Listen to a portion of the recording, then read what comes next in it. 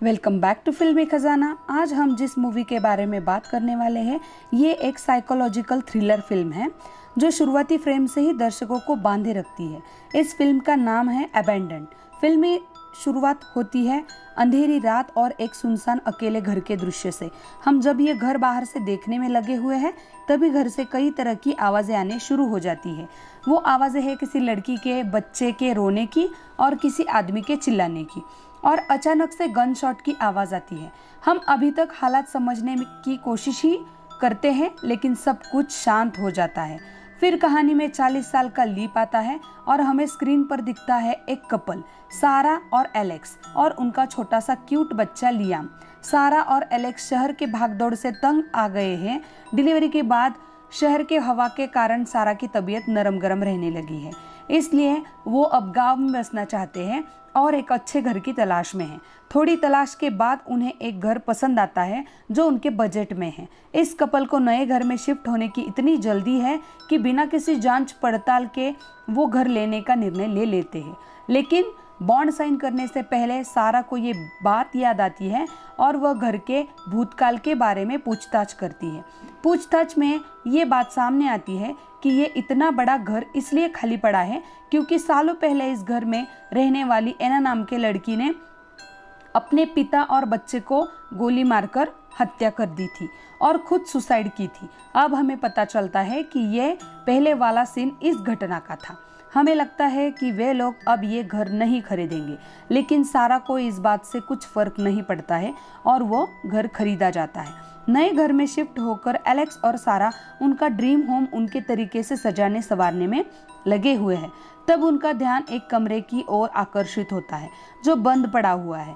बंद चीजें लोगों को ज्यादा आकर्षित करती है, शायद इसीलिए पति पत्नी दोनों वो दरवाजा खोलने की कोशिश करते हैं और उसमें कामयाब हो जाते हैं। दरवाजा खोलने के बाद ऐसे लगता है कि वो कमरा किसी लड़के का है, लेकिन घर में कोई लड़का होने की जानकारी उन्हें नहीं है। तभी पीछे से आवाज आती है कि एना का एक भाई भी था। सारा एलेक्स पीछे मुड़कर देखते हैं तो उनका पड़ोसी क्रिस पीछे से जवाब दे रहा होता है।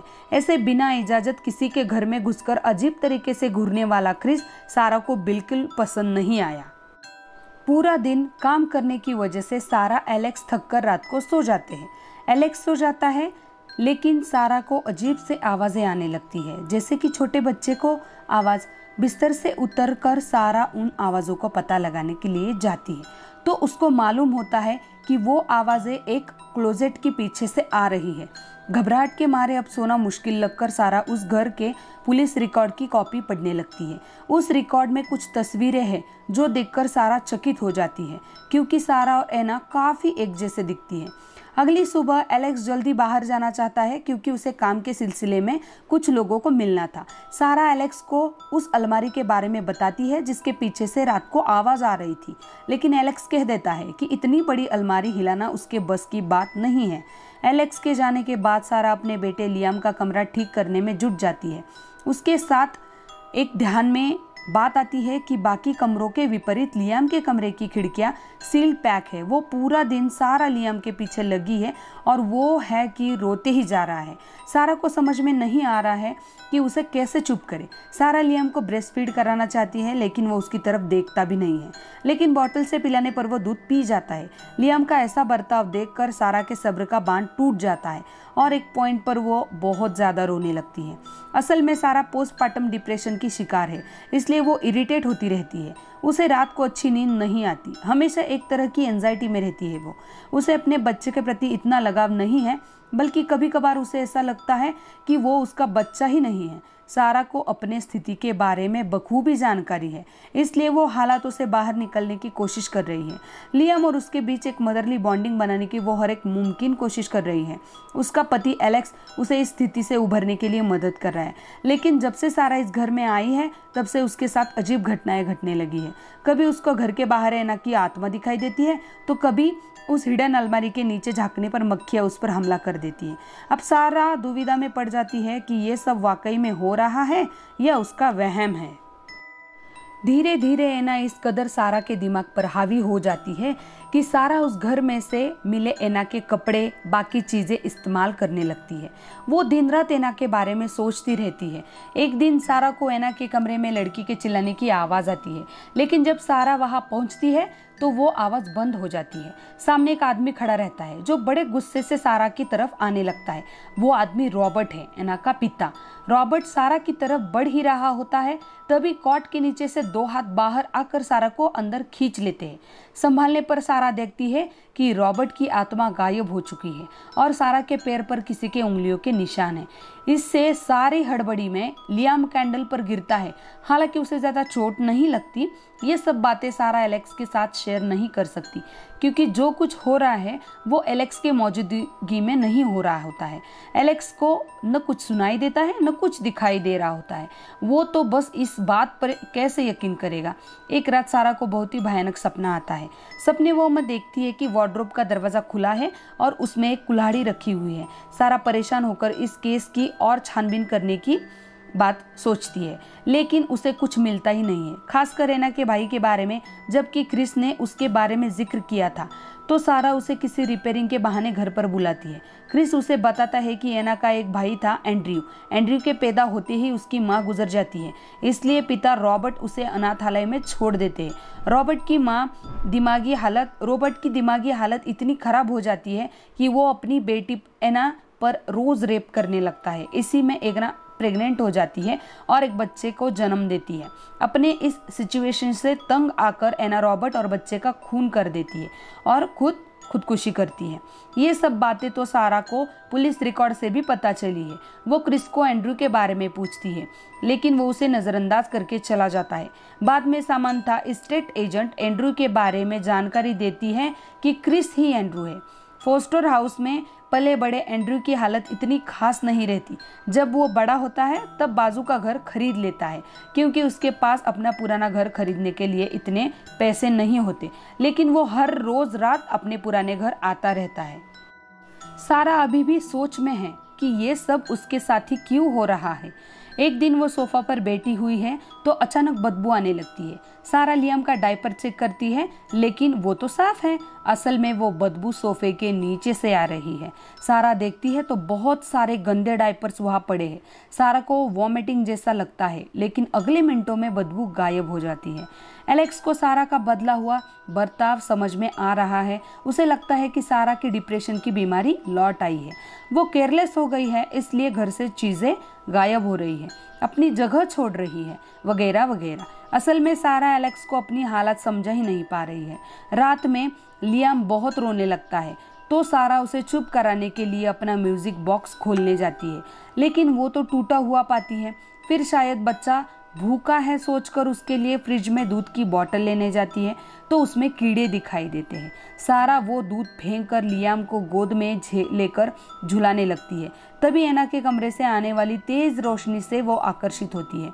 लियाम को नीचे रखकर सारा कमरे की तरफ चलने लगती है। वहाँ उसे बहुत ही भद्दा दृश्य दिखाई पड़ता है। उसे दिखता है कि रॉबर्ट एना पर रेप कर रहा है और एना चिल्ला रही है। सारा के दिमाग में लियाम का जरा भी ख्याल नहीं है। वो रेंगते हुए सीढ़ियों की तरफ जा रहा है। हादसा होने ही वाला है, लेकिन उसी वक्त पर एलेक्स वहाँ पर आ जाता है और लियाम को बचा लेता है। इस घटना के बाद सारा और एलेक्स के संबंध और भी बिगड़ जाते हैं। उसे लगता है सारा ने जानबूझकर लियाम का दूध फेंक दिया, उसे सीढ़ियों पर अकेला छोड़ा, और सारा को लगता है कि उसका म्यूजिक बॉक्स एलेक्स ने तोड़ा, फोटोज भी उसी ने ही फाड़ दिए हैं। अब एलेक्स सारा के लिए साइकेट्रिस्ट को बुलाता है। सारा उसे होने वाले अनुभव के बारे में बताती है, लेकिन कौन यकीन करेगा। साइकेट्रिस्ट के साथ हुए सेशन से पता चलता है कि सारा अपना बचपन इतना अच्छा नहीं था और वो बचपन से ही डिप्रेशन में रहती थी। डॉक्टर को लगता है कि उसकी हेलुसिनेशन की वजह से दवाई का बंद करना है, जो कि सारा ने ब्रेस्ट फीडिंग करने के कारण दवाई लेना बंद किया है। सारा को वापस दवाई लेना शुरू करने के लिए बताया जाता है, लेकिन वो चाहती है कि किसी दवाई के कारण नहीं, उसे अंदर से लियाम के साथ कनेक्ट होना है। क्रिस एक दिन सारा से मिलने आता है। वो ही एंड्रयू है, ये राज नहीं रहा, इसलिए वो सारा से खुलकर बातें करने लगता है। वो बताता है कि एना एक नहीं बल्कि 3 बच्चे थे एना के। सारा चौंक जाती है क्योंकि रिपोर्ट में तो एक ही बच्चे का जिक्र है। अचानक वो समझ जाती है कि वार्डरोब के पीछे से आने वाली आवाज़ उन्हीं बच्चों की है और चीज़ों का गायब होना भी उन्हीं बच्चों को किया है। क्रिस सारा को इस बात में ज़्यादा इन्वॉल्व ना होने की सलाह देता है। आखिरकार सारा को सब पिक्चर साफ दिखाई देती है। वो डिसाइड करती है कि वो दिमागी बीमार नहीं है, इसलिए दवाई नहीं लेगी और रोज़ की दवाई फेंकने लगती है। वह सिचुएशन अपने हिसाब से संभालना चाहती है। एलेक्स के सामने सारा सब कुछ ठीक चलने का नाटक करने लगती है, जबकि वो अंदर से डरी हुई है।